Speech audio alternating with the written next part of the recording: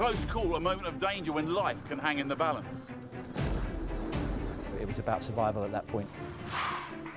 A split second where the outcome could go either way. I knew I had to get the people out of the car. The difference between disaster and survival. It was terrifying. I thought it was game over. These are the people that have been there and lived to tell the tale. When the doctor had a word with us, I thought I was preparing us for David's death. It's like something out of a horror film. Their instincts and resources, coupled with the quick thinking of others, helped to pull them through. I wanted to keep them awake. I needed to keep them awake. And their dramatic experiences were recorded on camera. Your life is on the line. It's a day they'll never forget. The day they had a close call.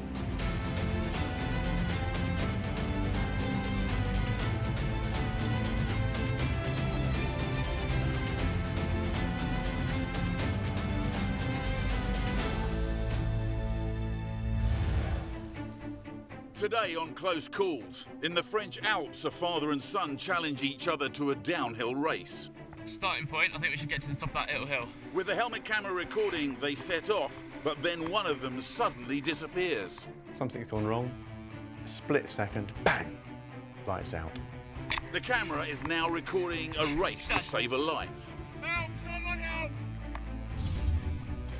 The moment a glider breaks up after a mid-air collision at 4,000 feet. A photographer captures the instant the pilot is thrown from the glider. He's 70 and he's heading to the ground. And in a Force 9 gale off North Wales, a cargo ship is close to running aground. A rescue helicopter is at the scene. It's the helicopter winchman's first day in the job, and it's going to be memorable. The winch cable is unraveling. Now it's up to his colleagues to save him too. My biggest fear is the cable was going to break, and that would have been my worst nightmare.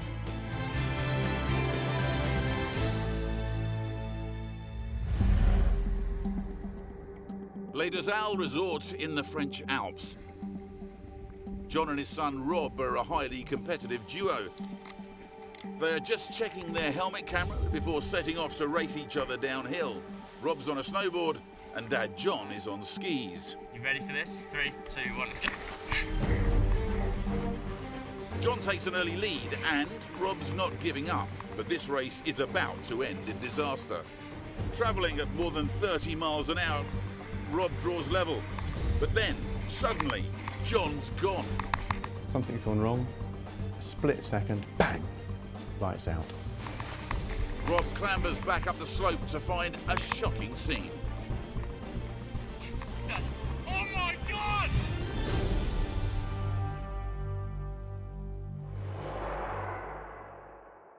John Dowling and his son Rob have been skiing together for 12 years. They love their boys' only ski trips away.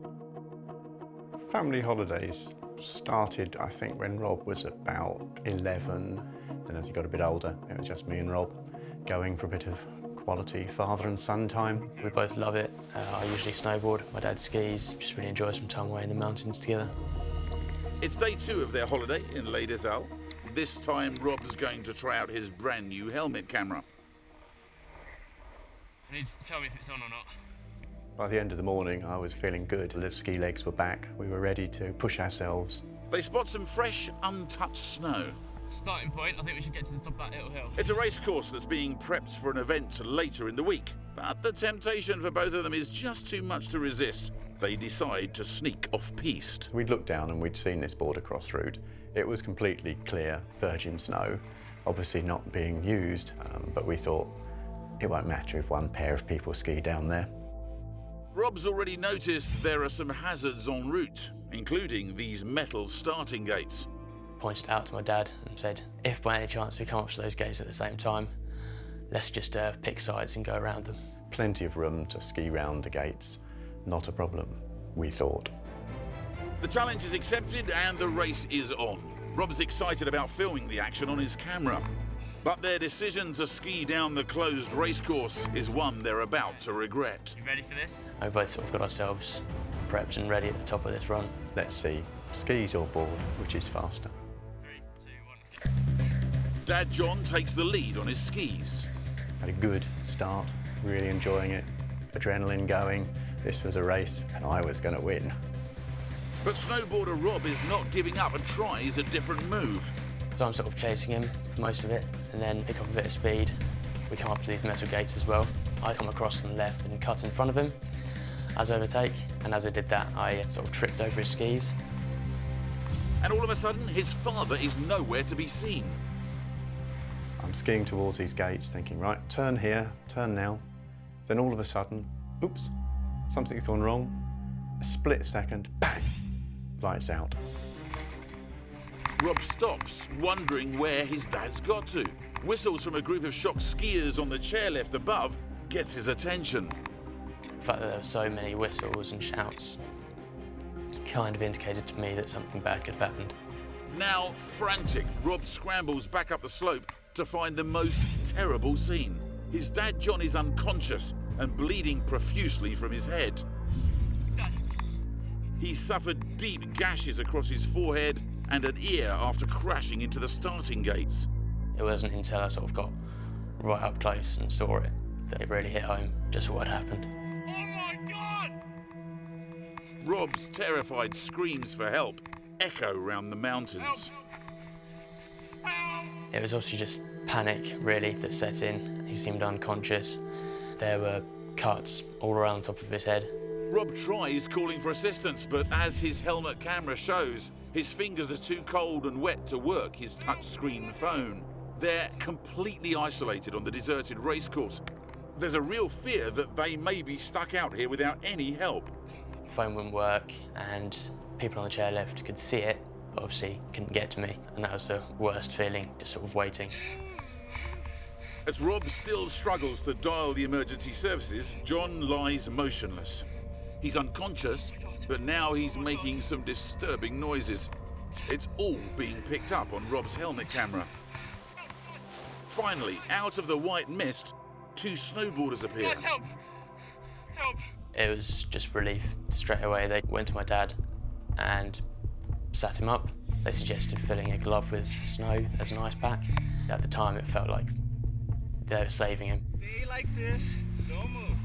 Okay, you're doing great. You're doing great. Then, a stroke of luck, a member of the local mountain rescue team arrives. He saw it all happen from the chairlift. He headed back down the slope to help. He's also radioed his colleagues. Gradually, more and more people sort of seemed to arrive on the scene. Now the slope is crowded with a whole host of rescuers. Within 10 minutes, there seemed to be a whole army of medics and ski instructors. It's out of Rob's hands now. He can only watch on as the medics start treating his dad. He's feeling so shocked he doesn't realise everything is still being recorded on his helmet camera. Seeing all those people, it made me think that this could be really serious. Rob wants to be close to his dad, but all he has to hold on to for now are John's glasses. He was just on the floor, had an oxygen mask on him. A while after that, they managed to sort of stabilise his condition. Finally, 40 minutes after his accident, John is airlifted to hospital. When I saw the helicopter leave with my dad, I felt pretty alone at that point. I also felt worried, of course, because I still didn't really know how my dad was. John regains consciousness on his way to the hospital, completely oblivious to how serious his crash has been. I might have been semi-conscious while they were treating me, but my brain has just completely blanked that out. I got to the hospital and they were putting stitches in my head and the surgeon was trying to reconstruct my ear. And then I think it was the next day that I actually saw myself in a mirror. And it was fairly gruesome, really. Incredibly, although badly bruised, John is discharged from the French hospital just 2 days later, with 50 stitches across his head and ear. Looking back, Rob still feels guilty for what happened. It was his manoeuvre during the race that clipped his dad's ski, sending John hurtling into the metal gate.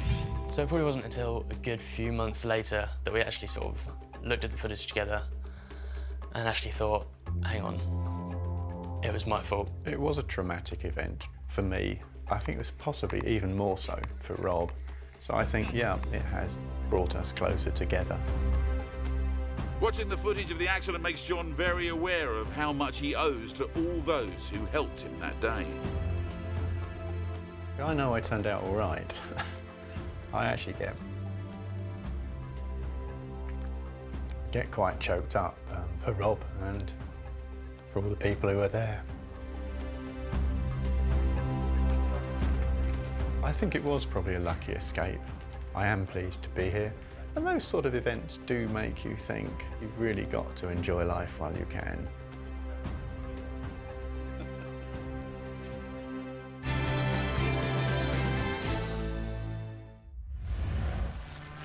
You know, I've never been really sure about this flying business, but the pilots of these gliders tell me that the feeling of soaring higher and higher in a current of hot air is like nothing else on Earth.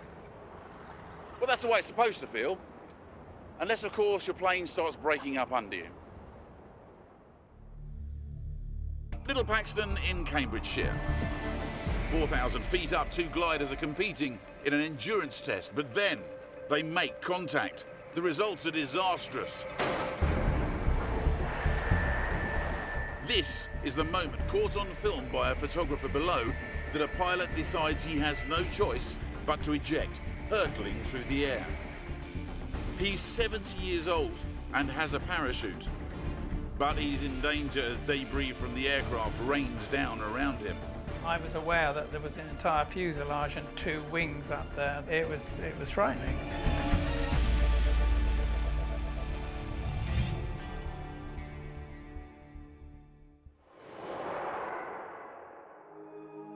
"70-year-old farmer Andrew Preston took up gliding late in life. My wife gave me some lessons for my 50th birthday. It was slightly scary and I wanted to know how it worked and learn to fly. I was hooked. Andrew's passion for the engineless planes soon took off. Before every flight, he does his safety checks and straps on his parachute, but he never expected to use it. These parachutes that we use are just for emergencies. They're absolutely straight down. You can't steer them. You look at your parachute and you look at your straps. And you're aware, but then you forget about it because it's never going to happen to you. But on this day in Cambridgeshire, something is about to happen to Andrew. He's taking part in what's called an endurance competition with 30 other pilots. We got the glider rigged and I was ready for the first day of the competition on the Saturday morning. It's launch time. Andrew's glider is towed by a small plane until it's about 2,000 feet in the air. From then on, he's on his own. You're always a little bit nervous when you take off, but as soon as I was in the air, things were going well. Such good fun. Andrew and all the other pilots are chasing thermals to stay in flight for as long as possible. You can be zigzagging through the sky in order to get to the point you're aiming for. But you've got to watch out up there. With over 30 gliders competing for the best thermals, it can get a bit crowded. It's always drummed into us about keeping a good lookout. When you see another glider climbing, you will very often go underneath him and climb underneath because he's marking where the thermal activity is. Andrew finds a strong thermal and begins climbing. But as he reaches speeds of over 50 miles an hour, something suddenly goes wrong. I was turning and climbing, and suddenly there was this almighty bang. Andrew collides with another glider he hasn't even seen. A local birdwatcher on the ground captures the unfolding drama on his camera. These are his pictures.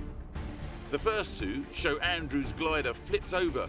The wing starts to detach. It's held on by a thread. I was not aware of anything until I was hit. I was immediately tipped over and part of the wing was chopped off. Andrew has no choice. He must get out of the glider. I found the handle to jettison the canopy. The canopy blew away. I then reached down to buckle on my seatbelts, pulled that. Because I was upside down, actually fell out of the glider. He's in midair, his parachute strapped to his back. He's never believed he'd have to use it, but now at more than 4,000 feet, it's the only thing that can save him. I felt for my parachute, I pulled that, the parachute opened. And I thought, so far so good. But his relief is short-lived as debris from his glider begins to rain down around him. The photographs show his perilous position. I was aware that there was an entire fuselage and 2 wings up there. Andrew's rushing towards the ground. The debris is threatening his parachute canopy, but miraculously it misses the delicate fabric.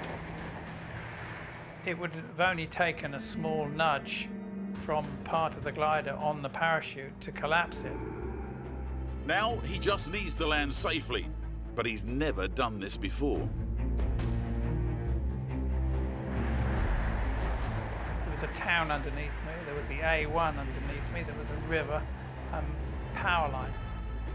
Luckily, Andrew's wayward descent takes him towards a field of corn, but he's still travelling at an alarming rate. I actually hit the ground, which I hit with an almighty bang.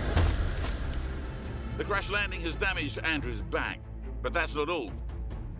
He's not out of danger yet. Winded, bruised, slightly frightened, but glad to be alive. I looked up and I had landed in front of a combine harvester. I was right in the middle of where it was cutting. And the driver hasn't seen him land. Injured Andrew needs to move. I dragged myself off to the side about 10 feet to get out of the crop, pulled the parachute after me. I didn't want the parachute to drag me in.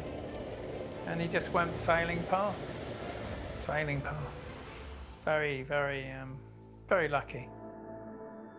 Parts of Andrew's glider have fallen to earth just 20 feet away from him.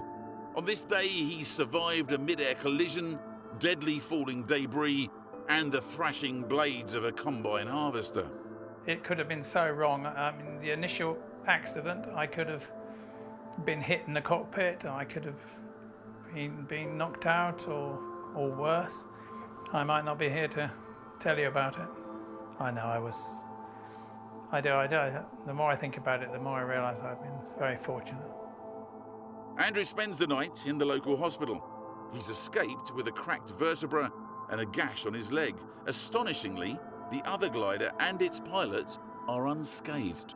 And just 48 hours after his crash, Andrew's back home and ready to fly again. As soon as my back is nice and pliable again, I shall get back in and have a go. We live to fight again another day.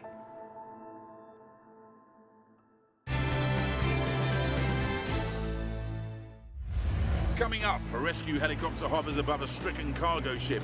Down below, the winchman struggles in 60-mile-an-hour winds and huge waves to attach the crew to the winch. But then, the unthinkable happens. The cable starts to unravel. The rescue has to be abandoned, leaving the winchman on the ship as it hits the rocks. If the vessel had broken up, then the situation could have got to the point where we could have all have been killed.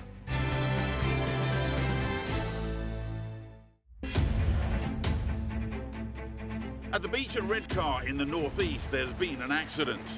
The RNLI have launched a boat and a police helicopter has been scrambled. A woman's been thrown from her horse after a morning ride with a friend. She was just laid out on the floor, just not moving. The rider's hit her head and is unconscious. This former racehorse owes his life to owner Maxine Wharton. She's an experienced rider and spotted Freddie at an auction. He was at the sales and I bid for him, and apparently I was bidding against the meat man. Since then, they've been inseparable. One bright Sunday morning in May, Maxine and her friend Becky have just put their horses through their paces, cantering along the sand at Redcar. As they head into the sea for a cool down, things go horribly wrong. Freddie loses his footing. He panics and bolts, hurling Maxine out of the saddle into the shallows. Seen her coming out of the sea half over the horse's neck, and then obviously she'd lost her balance and come off.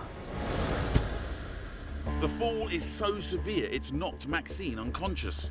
As Becky gets control of the horses, a dog walker calls 999. She was just laid out on the floor, just not moving. It did cross my mind that she could have been dead. The RNLI scramble their inshore lifeboat while RNLI volunteer helmsman Dave Scott and another crewman leap into their 4x4 and head for the beach. Once we got onto the beach, we seen a riderless horse that was being controlled by another lady who we later found out was Maxine's riding friend. We carried on. We found Maxine. A police helicopter ferries paramedics to Maxine. It then directs the inshore lifeboat to exactly the right spot. The guys just strapped her up, put oxygen on her, made sure she was safe in the neck and back.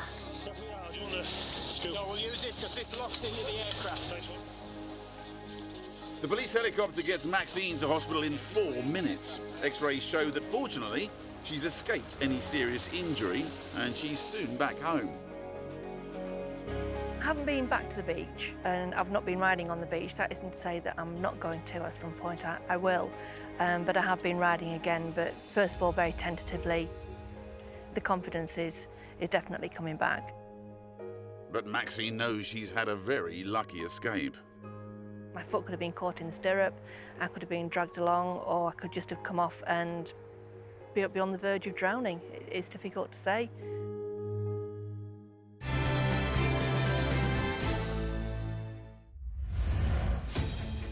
Colwyn Bay on the North Wales coast.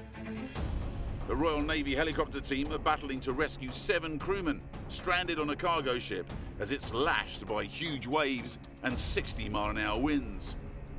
Navy winchman Mike Henson is down on the ship getting the crew ready to be winched off. It's Mike's first day on the job, and it's a bad one. 70 foot above the ship in the helicopter, winch operator Angela Lewis tries to haul one of the sailors aboard. Then, disaster.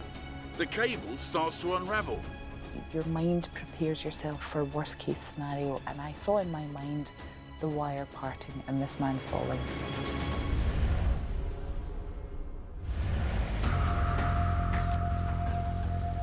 The Royal Navy's search and rescue helicopter has been called from its base in Scotland to the coast of North Wales. The 4-man crew includes winchman Mike Henson, who that morning has taken his qualifying exams. Fortunately, I passed, and then I took up search and rescue duties for the rest of that day. Just hours after training for sea rescue, Mike now has to do it for real. As this footage shot by a local camera crew shows, a stricken cargo ship, Carrier, is being hammered into the rocks at Colwyn Bay by a violent storm. To lift its crew to safety, winch operator Angela Lewis will first need to lower Mike down onto the ship's deck. The vessel is sitting, being pounded onto the shoreline, pitching from side to side in the waves. We were in a hover of about 70 foot, and the waves were not far beneath us. It was a risk putting me down onto the vessel, but the benefits of getting the casualties off were far greater, so we attempted the rescue. Despite the hazardous conditions, Mike is successfully winched down. He finds the Polish crew uninjured, but helpless. There was 7 personnel on board, to the captain, second in command, and then his crew. What I didn't want is for anyone to get swept off, and I thought if we just use one at a time, it means that, you know, there's less people to worry about. Newly qualified Mike knows what to do, though he's never done it for real. He'll stay on the ship as he attaches each crew member to a rescue harness so Angela can winch them one by one to safety. The first one is the one that tests whether you can do it or not. We had to pick our moment. We were always braced on the side, getting hit by waves, and then maybe have 15 seconds at the critical point to just get the man into the strop and then raised up before the next wave would hit you. I was thinking that's 1 of 7 safe to the aircraft, 2 of 7, 3 of 7, 4 of 7. As each sailor reaches the helicopter, Angela pulls them aboard. There is a look that you see from people when you take them from a very dangerous situation into our aircraft. And I've seen it many times, and there is a sheer relief that comes over people. After picking up 4 crewmen, the helicopter is full. Mike and the remaining sailors will have to be left on the ship to brave the high winds and 5-meter waves. The helicopter needs to fly away for a while to drop off the first group. We dropped the first 4 crew members off. We landed on the roadside, literally on the dual carriageway, to get them as close to an ambulance as possible, and then we repositioned for the second run. But on that second run, whilst lifting the 5th sailor, they're suddenly in even greater danger. Just as I had started to raise the cable to take his feet off the deck, the ship was hit by another massive wave. It happened that fast that it was kind of self-preservation. We both hung onto the vessel and let the wave pass. Unknown to the Navy crew, that powerful wave has dragged the winch cable across part of the ship's superstructure, and it's badly damaged. I could feel there was an unusual grinding within the cable. As the man was getting closer to the aircraft, I could feel that there were broken strands of wire. My biggest fear is the cable was going to break, and that would have been my worst nightmare at that time. With the winch cable in danger of snapping, the crew need to act quickly. We moved the aircraft away from the ship because it was the lesser of two evils. If the man had fallen from the wire, it would have been dreadful to fall into the sea, but it would have been infinitely worse if the cable had parted and he had fallen back onto the ship. They manoeuvre the helicopter over open water, and knowing she can't winch him any further, Angela makes a grab for the man who's hanging so precariously. Lifting him into the aircraft was one of the most challenging things I've physically had to do in the aircraft, because it was balanced up with, I know if I get this wrong, he could fall from the strop. They get the crewman safely aboard, but the winch is useless, and that's bad news. It means abandoning the rescue and abandoning their newly qualified colleague on the deck of a foundering ship in terrible weather with no plan B. We had to let Mike know we had a winch problem and we weren't coming back. And I do remember the Roger on the radio as we let him know he was on his own there. Mike and the remaining two sailors are in real danger. Any further rescue attempt could take hours, and suddenly there's a new threat. We just hung on, and then all of a sudden it was this almighty noise that, you know, that really he didn't have time to worry about what it was, you just didn't know what it was. They've run aground. If the impact has broken the hull, the ship could sink. If the vessel had broken up, then the situation could have got to the point where we could have all been killed. An urgent call is made to the RAF, but their nearest available helicopter is in Yorkshire, 150 miles and 2 hours away. As the waves continue to crash over the ship, Mike and the two sailors can do nothing but cling on until the RAF arrive. They elected to send their winchman down to the vessel, and then I got recovered with one casualty, and he got recovered with the other casualty. With Mike and all 7 crew members safely back on dry land, he can reflect on an eventful first day. He's had a close call, but he knows in his new job, it probably won't be his last. With the extraordinary situations we sometimes find ourselves in, you know, it doesn't take much, like a broken winch or a hideous wave or a breaking up of a vessel to completely change the game, and and lives could be lost.